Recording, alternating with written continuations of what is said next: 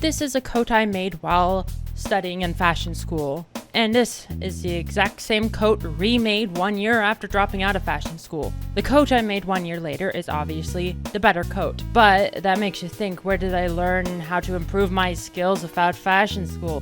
The coat made a year after dropping out of fashion school is clearly better tailored, better made, better fitted, and just a better coat in general.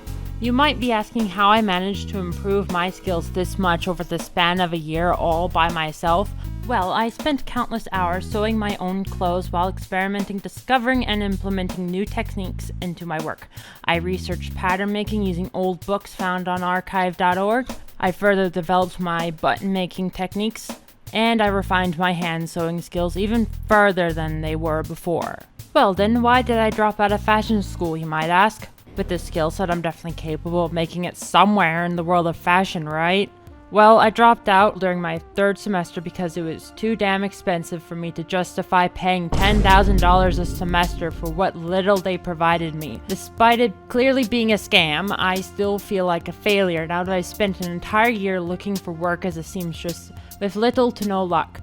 It's almost like you need a degree of some sort to be qualified for any job in this world. I've learned so much about garment construction and pattern making on my own time since dropping out, but I'm literal dirt on paper. Since leaving fashion school, I've been able to refine my skills even further all on my own, yet nobody wants to give me a damn job because I have nothing on paper and the economy is shit. For the past year since leaving college, I've been nothing but a NEET. I've been seeking some sort of employment, anything, little to no luck. What I can do is impressive and everyone seems to think so, yet I still seek to improve my skills even more and more.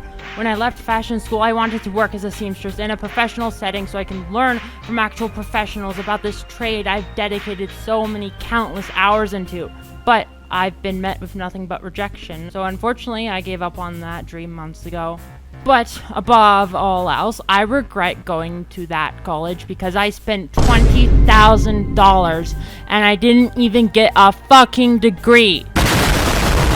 So what am I gonna do about it? How will I move on with my pathetic life? Well, one thing I know is that the world of fashion is not a place for an autistic loser like me. When I was in fashion school, I had nothing in common with my peers, and I fucking hate the fashion industry. The fashion industry is so wasteful, consumerist, and exploitative that it just makes me depressed. I realize now that all I want to do with my life is work as a tailor, but in this economy, no one will take me on as an apprentice, even unpaid. On top of that, my autism makes it really difficult for me to find that sort of work, so I am basically cooked. But since I started my education, I would most definitely go back to college if I could finish a degree for dirt cheap. I just know I would never ever touch a fashion degree ever again.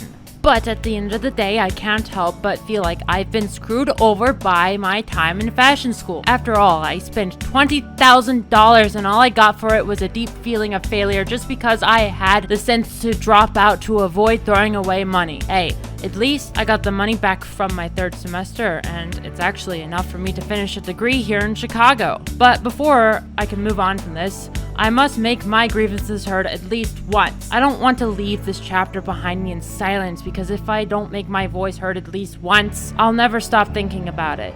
This video is just the first part of that project. The project where I'll force the world of fashion to hear what I have to say in the most autistic way possible.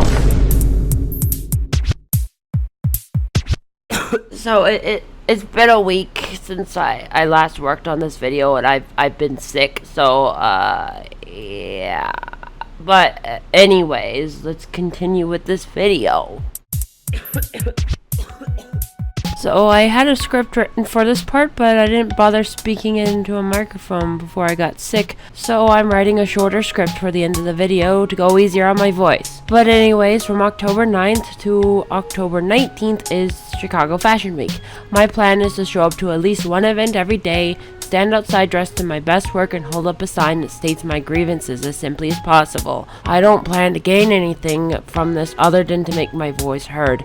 Here's the sign. It displays my grievances all in one simple compact picket sign. But anyways, if you liked watching this video, give it a big fat thumbs up or whatever. I gotta get this video out before Fashion Week, and it's only a few days away. And I got more videos to work on. This is just part 1 of the Fashion School Dropout video project, so expect more soon. What